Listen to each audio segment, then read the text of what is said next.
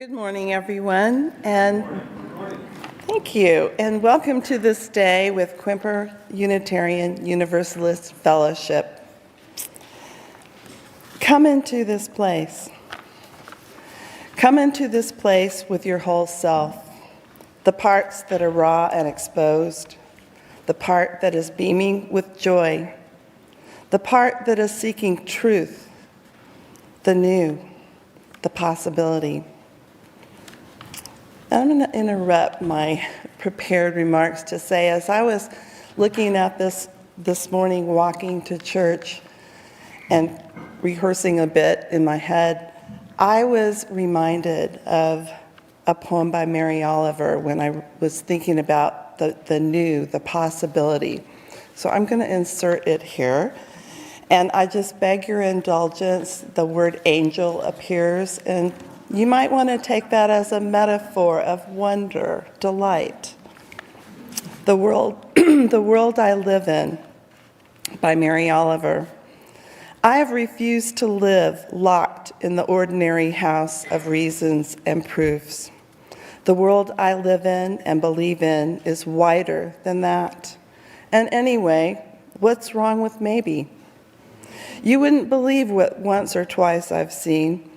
I'll just tell you this, only if there are angels in your head will you ever possibly see one.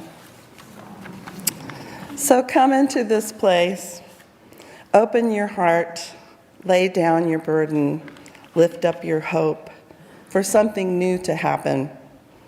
Come into this place with fellow travelers on the journey, some faces new, others familiar, all welcoming you here to this moment.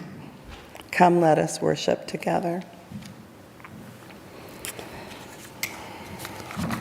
My name is Sarah Walker, and I'm a member of the board here at QUUF. As we gather, I acknowledge that the water, land, and shorelines here in Port Townsend are the traditional territory of the S'Klallam and Chimicum peoples. We honor and acknowledge our Indigenous members and neighbors and vow to help restore and sustain these homelands. If you're visiting today, I offer you a special welcome and invite you to join us for refreshments and conversation in the fellowship hall after the service. We have a newcomers table near the patio doors, which is this way, where our greeters are ready to answer any questions that you might have. Welcome to you all this morning. We're glad you're here. I have one announcement. Please join us in the fellowship hall after the service today to express to potential voters what you think is important in a candidate. All materials will be provided. All you have to do is write a couple of sentences about why you vote. So now, let us settle our minds and calm our hearts.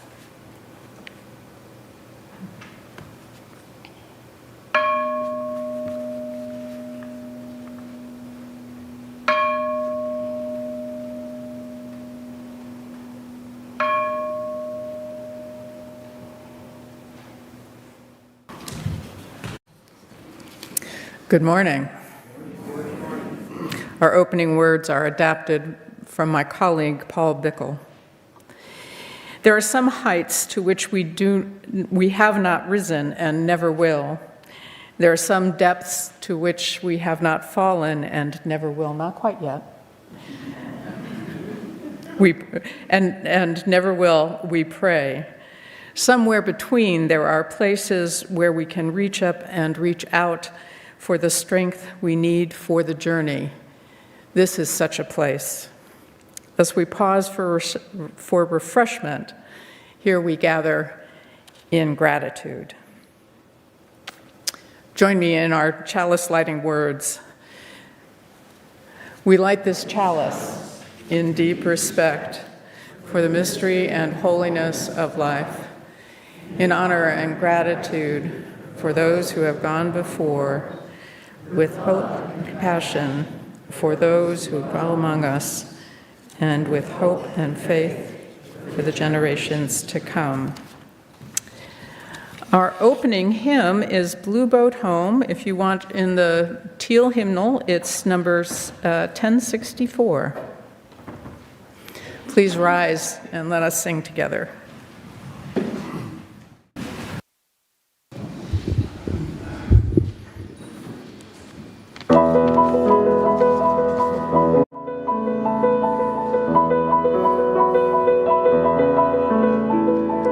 So below me I feel no motion, standing on these mountains and plains, far away from the rolling ocean.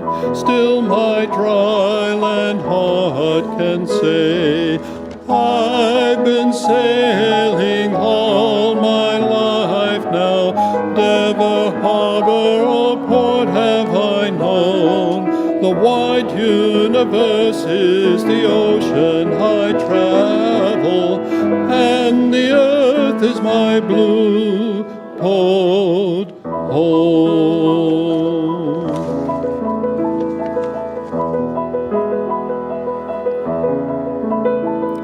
Sun, my sail, and moon, my rudder, as I ply the starry sea, leaning over the edge in wonder, casting questions into the deep, drifting here with my ship's companions, all we kindred pilgrim souls, making our way by the lights of the heavens in our beautiful blue boat home.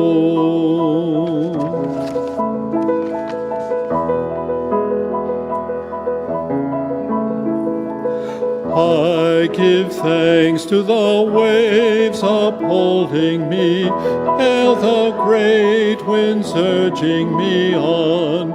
Greet the infinite sea before me, sing the sky my sailor's song. I was born upon the fathoms, never harbor or port have I known. The wide universe is the ocean I travel, and the earth is my blue boat home.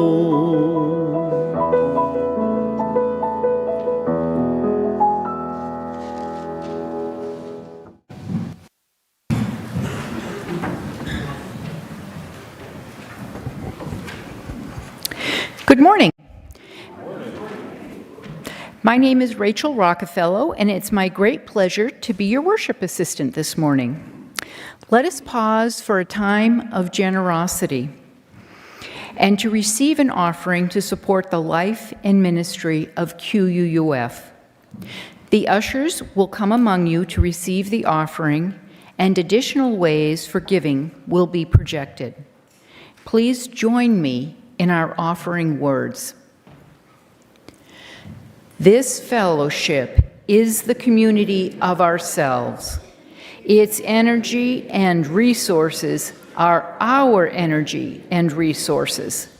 Its wealth is what we share.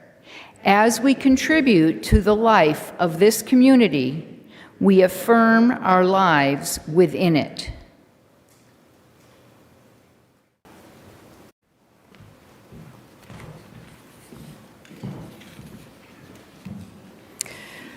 We set aside time each week to share the joys and the sorrows of our lives. We recognize that the personal joys and sorrows that we have are only a fragment of the joys and sorrows of the larger community of life, and so we place this first stone this week. In particular, thinking about Sonia Massey, who was shot in her home by a police officer who had responded to her report that someone was outside her house. Within the congregation, Nan Toby Terrell is grateful for reaching 53 years of life on August 2nd. She holds a joy. You what? 53. Sorry, 83.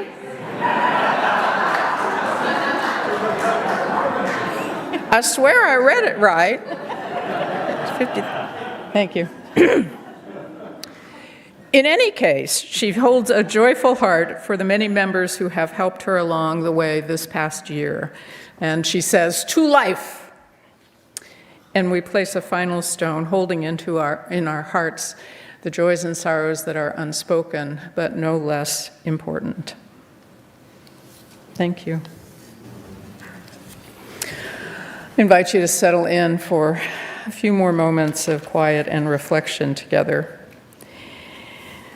Time for meditation or just stillness, as is most your custom. We'll start with some words by my colleague Richard Gilbert, and then we'll pause in the quiet. Richard begins with a quote from Dag Hammarskjöld.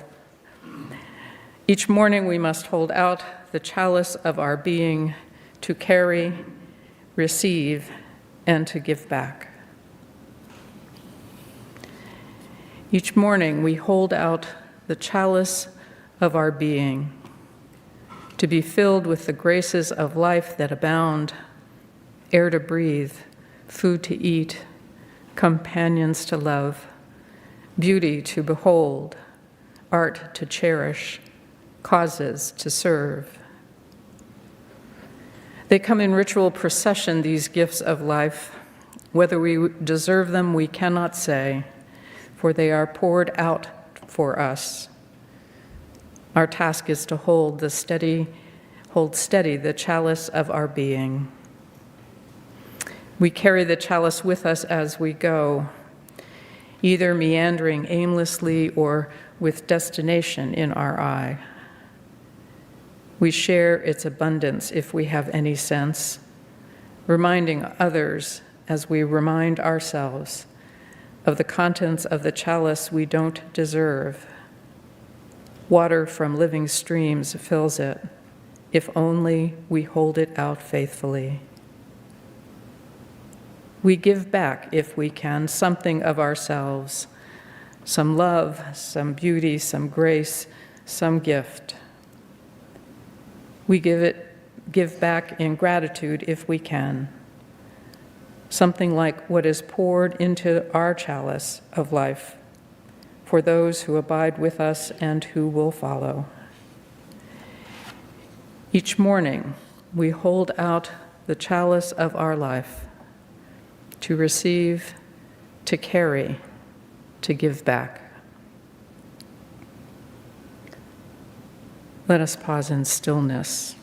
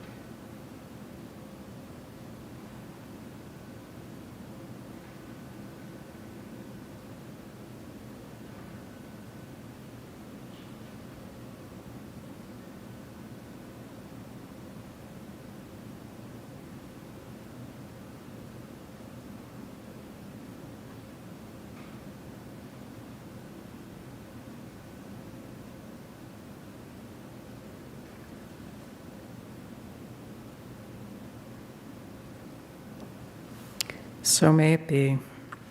Amen.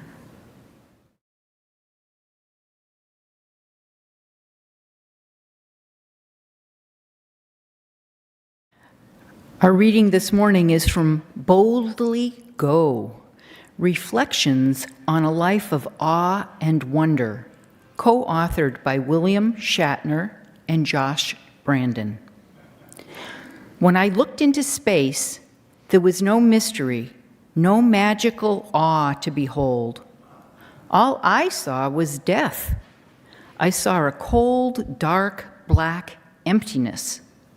It was unlike any blackness you could see or feel on earth. It was deep, enveloping, all-encompassing. I turned back toward the light of home. I could see the curvature of the earth, the beige of the desert, the white of the clouds, and the blue of the sky.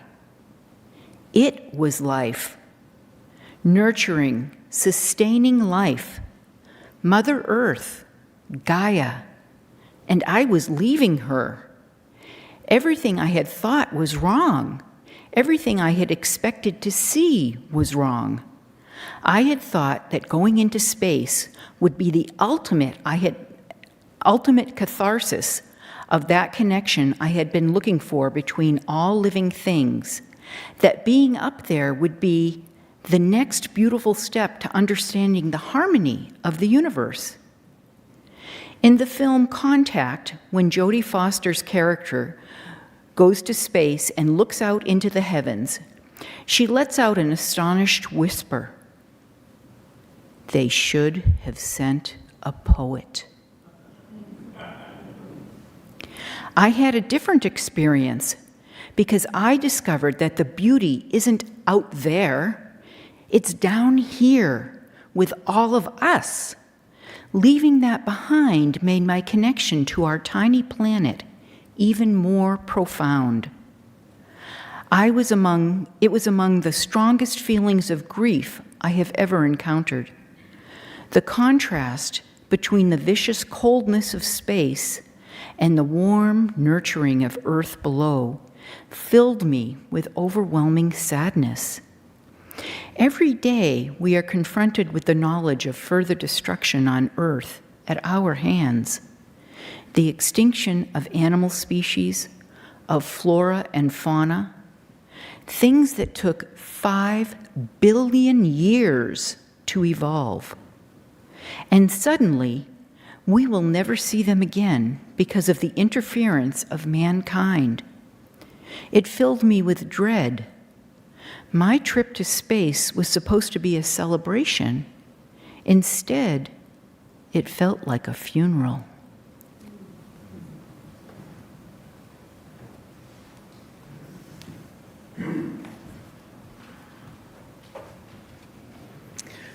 Our second reading by Mary Oliver, The Summer Day. I'm curious to know if any of you can recite this along with me. It's so familiar. Who made the world? Who made the swan, the black bear? Who made the grasshopper? The grasshopper, I mean, the one who flung herself out of the grass, the one who is eating sugar out of my hand, who is moving her jaws back and forth instead of up and down, who is gazing around with her enormous and complicated eyes. Now she lifts her pale forearm and thoroughly washes her face. Now she snaps her wings open and floats away. I don't know exactly what a prayer is. I do know how to pay attention, how to fall down into the grass, how to kneel down in the grass, how to be idle and blessed, how to stroll through the fields, which is what I have been doing all day. Tell me, what else should I have done? Doesn't everything die at last and too soon? Tell me, what is it you plan to do with your one wild and precious life? Here end our readings for the day.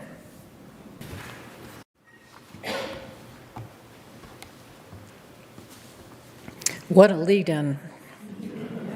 Thank you so much. How many Trekkies are here today? Let me see, we got a few of y'all. Back in junior high school, my best friend Tammy Moran and I spent the hours right after school watching all the reruns of the original series of Star Trek. Now, we did this at my house because Tammy's father was a wild man hippie high school English teacher who had spent a lot of time in communes in New Hampshire.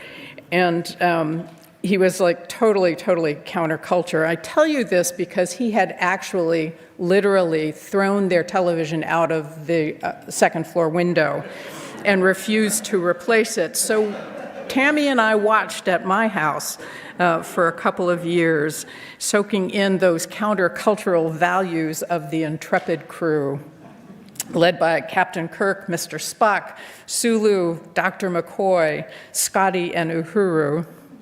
We didn't know it was countercultural at the time. We just liked it. And it was on at the right time, right after we got out of school. You may have heard in the years since that happened that the stories about how Uhuru, played by Nichelle Nichols, nearly left the show after the first season. She stayed because Martin Luther King Jr. told her to. He said, "You are the image of where we are going. You're 300 years from now, and that means where we are, and that means that where we are, sorry, the language here is a little quirky. And that means that's where we are, and it takes place now. Keep on doing what you're doing. You are our inspiration."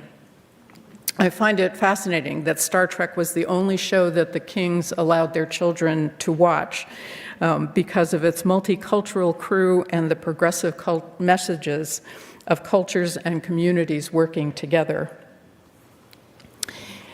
But here, from this point, looking back to the mid-'60s, it's easy to see all the blinders they were working with.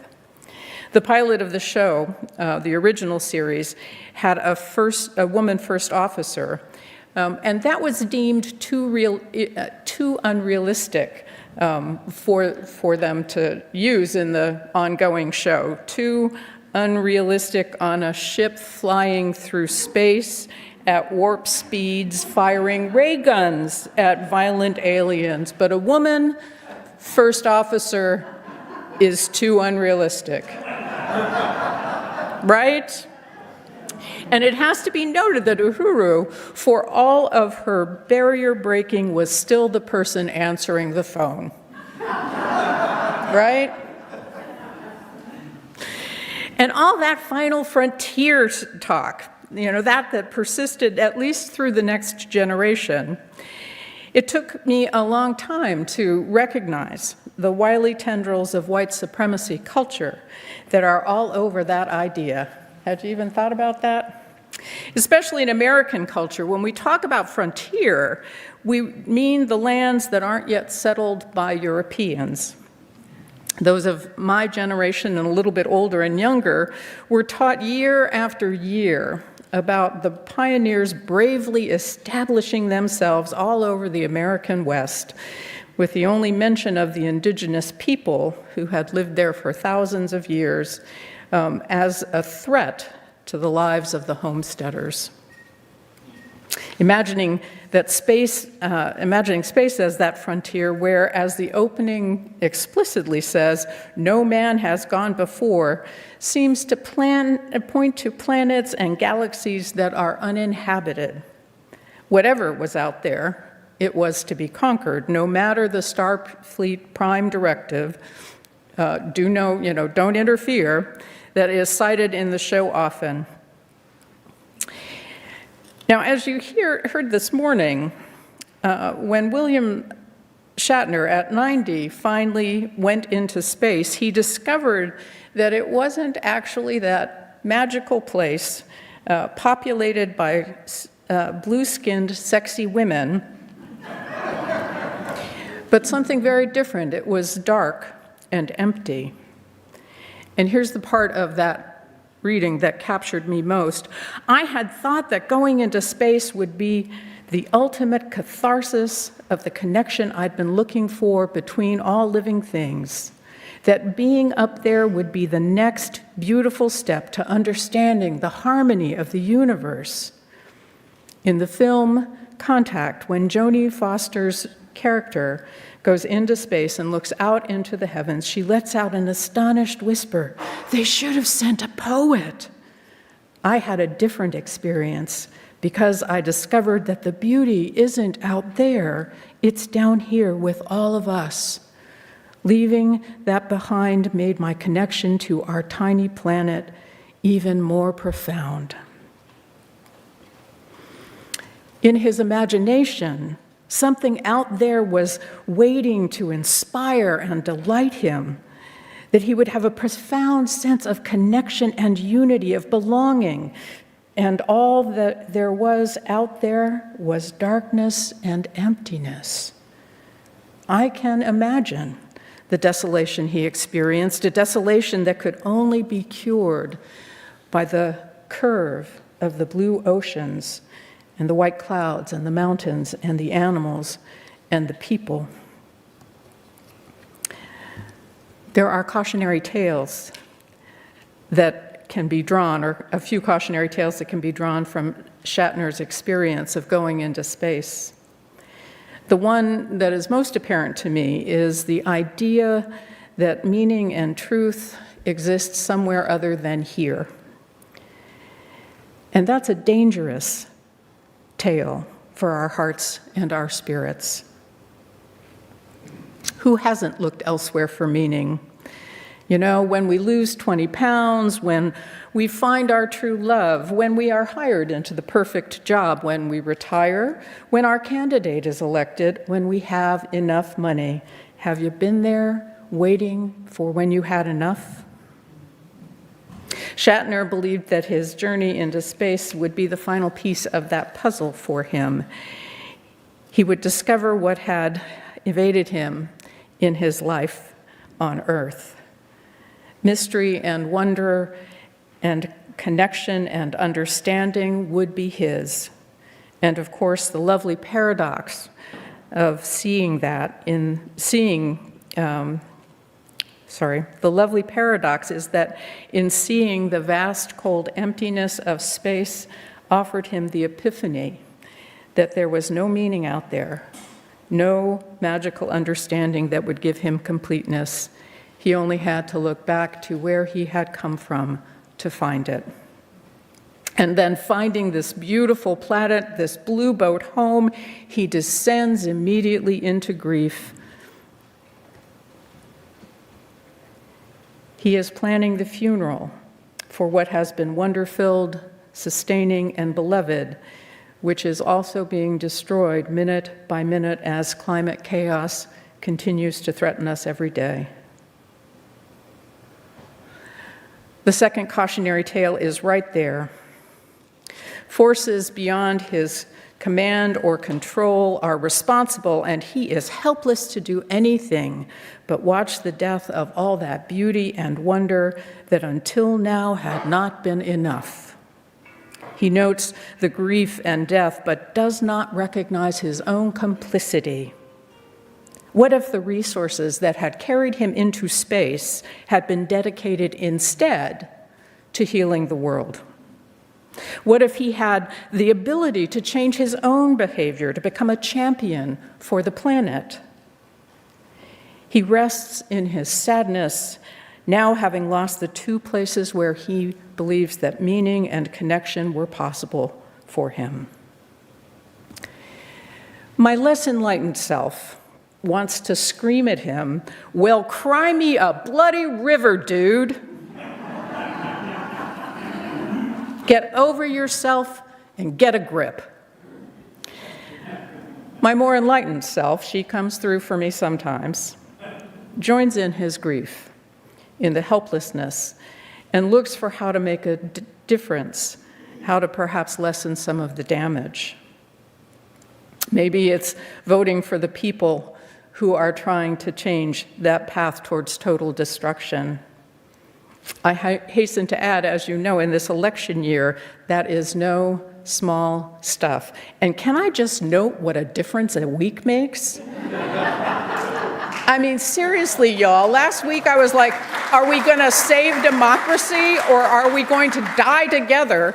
And this week we're like, yay! Not that I'm doing anything partisan here, but come on, y'all. Yeah, whew. The lesson for me The lesson for me is to remember that here and now is all we ever will have. There's not another planet waiting for us to come and conquer it. There's not even any reason to believe that there are Vulcans and Betazoids waiting for us out there to be our companions and our saviors. We only have what's here and what's now. And you know, St. Mary of Oliver has asked us over and over again, what is it you plan to do with your one wild and precious life? If there is to be community, if there is to be a sense of connection to all that is, it'll be found here, in the breath that we take, in the companions who are all around us all of the time, in the glory of sweet summer days, and being on this fragile and beautiful planet. If there's some sort of salvation to attain, we'll only find it with each other. And it won't be anything like salvation unless everyone comes along with us. There isn't anything other than now, and now, and now, and now. It's what we have. And there's nothing else for us than to keep at what we know how to do. Pay attention, see the connections, do what is in our hands to do, and never give up, never surrender to the despair and cynicism. I'm still inspired by those stories of the franchise. I have to admit that Peter and I are continuing to work our way through them, a couple of them again. I still appreciate the visions of possibility that they provide.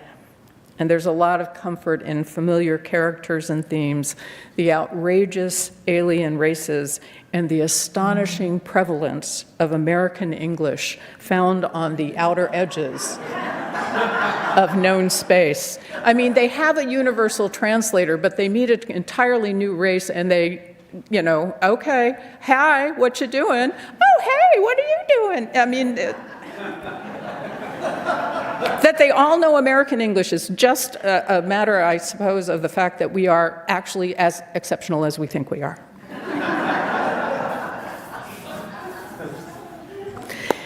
The universe is wild and weird, and there will always be more for us to discover and to learn from the deep study of what makes this consciousness and our life possible. And it is up to us to endeavor to do what we can and to honor where we can this wild and precious life that we have. So may it be.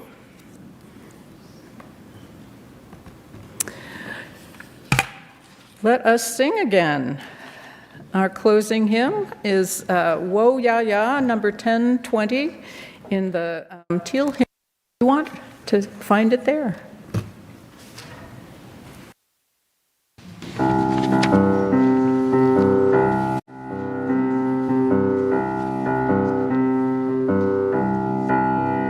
We are going, heaven knows where we are going, but we know within, and we will get there. Heaven knows how we will get there, but we know we will.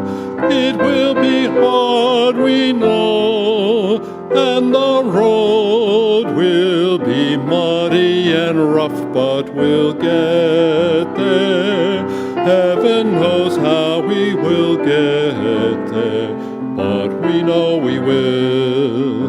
Woyaya, woyaya, woyaya, woyaya. We are going, heaven knows where we are going, but we know within, and we will get there. Heaven knows how we will get there,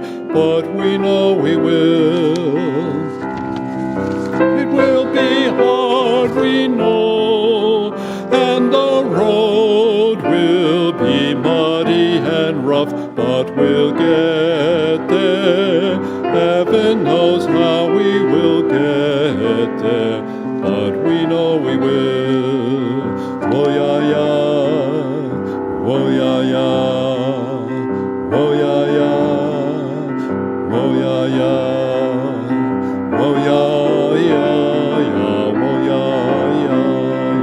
woyaya, woyaya.